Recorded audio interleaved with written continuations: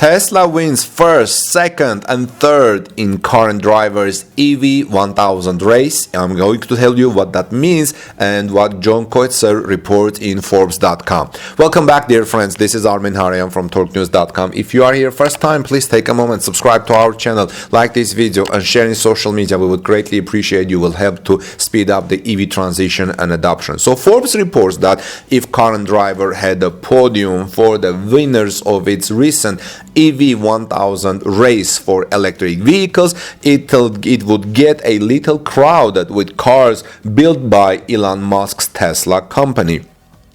Each of first, second, and third was won by a different Tesla model. So here is the leaderboard. The first place, Tesla Model S Long Range Plus. Second, Tesla Model Y Performance. Third, Tesla Model 3 Performance. Then comes fourth, Ford Mustang Mach-E 4X. 5, Porsche Taycan 4S PBP. 6, Kia Niro's EV. 7, Audi e-tron. 8, Volkswagen ID4. 9, Volvo XC40 Recharge.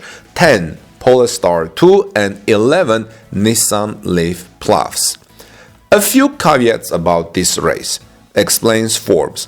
It wasn't on a truck, and top speed was not a key consideration in this race. Rather, this was a real-world four-state road trip intended to benchmark the state of electric vehicle technology and the nation's charging infrastructure by road tripping electric vehicles beyond the range of a single charge.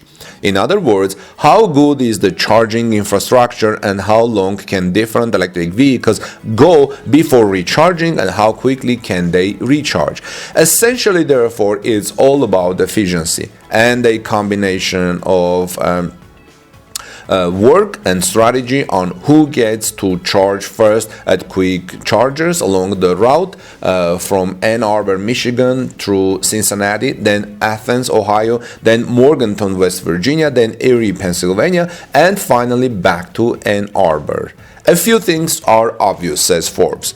Manufacturers with established fast charging infrastructure, that means Tesla, have an advantage. So Tesla had an advantage in this EV 1000 race. Second, the longer you can go before recharging, the better. Third, the quicker you can charge, the better. Fourth, kind of a chance, such as selecting an out-of-service quick charger, plays a significant role. Still, there is significant element of strategy, explains Forbes. Electric vehicles, like gas vehicles, have different efficiencies at different speeds, so going faster might be counterproductive as you burn electrons quicker. Also, using climate control burns power. While you don't really care about that in a gas-powered vehicle, in an electric vehicle there is a very noticeable impact on range, and routes with hills could sap batteries quicker than a longer route that's flatter. Ultimately, Forbes says, however, the longer range, more efficient vehicles will tend to win out, and the Nissan Leaf, while it's great for puttering around the city, turns out to be a poor choice for a long road trip. And the author says, I should know, my wife and I have one and like it, but the range is abysmal. I have myself tested 2 Nissan Leafs in the past 2 years for a week each, and I really loved it, but I've only tested it in the city and haven't gone much out of the city, or have gone only to small distances out of the city. Now, Forbes then explains current drivers' conclusion, says the United States charging infrastructure is not yet up to snuff, especially for non-Tesla vehicles. So right now it seems that Tesla vehicles are the best for current charging infrastructure in the United States. Our drivers are split when asked whether the EV 1000 was harder or easier than expected, but most say that if they were to do the trip again, they would do one thing differently: drive a gas car, writes Eric Tingwell. And that includes the Tesla drivers. We'll note that the charging networks and EV technology are fully backed when we're no longer saying that. I'm not quite so certain, says Forbes reporter.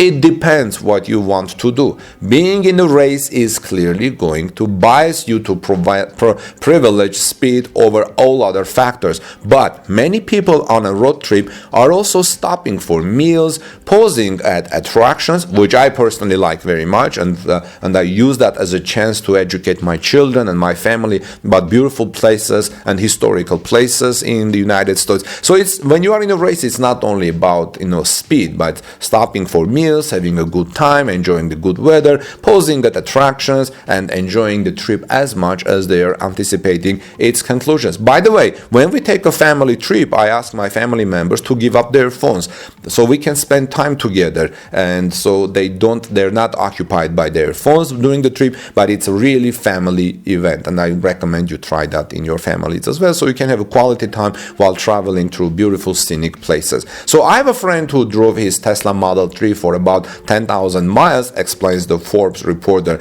and says last summer he drove 10,000 miles his Model 3 with his boys and loved every minute of it. We take long trips with my family as well, and we enjoy every moment of it. And of course, electric vehicle infrastructure is improving every single day, which means driving an electric vehicle long distances is going to get easier and easier over the lifetime of your car.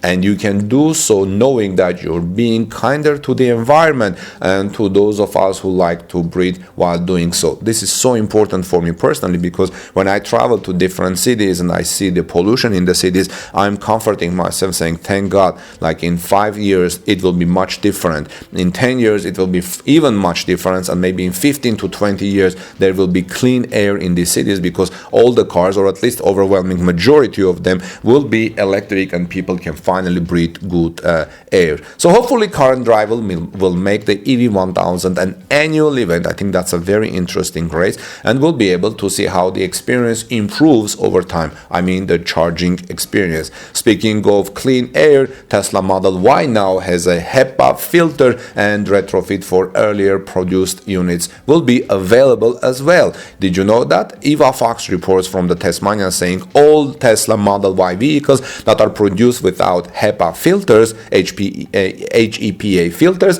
will get access to an optional upgrade. The manufacturer will open up the ability to retrofit the cars by adding HEPA filters and getting bioweapon defense mode. A few days ago, it became known that Tesla had launched Model Y built in the United States with HEPA filters. The update comes after it was revealed in January that China-made Model Y also have them. The new filters were installed in cars that were produced in Fremont after July 1 of 2021. While this is positive news that has delighted tens of thousands of future Model Y owners, existing ones who had cars produced prior to July 1 must have been upset. However, they should not jump to conclusions and dive into negative emotions. A Tesla enthusiast and person who has repeatedly shared a truthful and up-to-date information about the company's solar merit broke the good news, saying his sources said that Tesla will offer HEPA filters retrofit for Model Ys that don't have a new filter. I think this is a great news. So friends, let me know what your thoughts are about this HEPA filter. Are you glad that your Tesla Model Y may have a HEPA filter retrofit?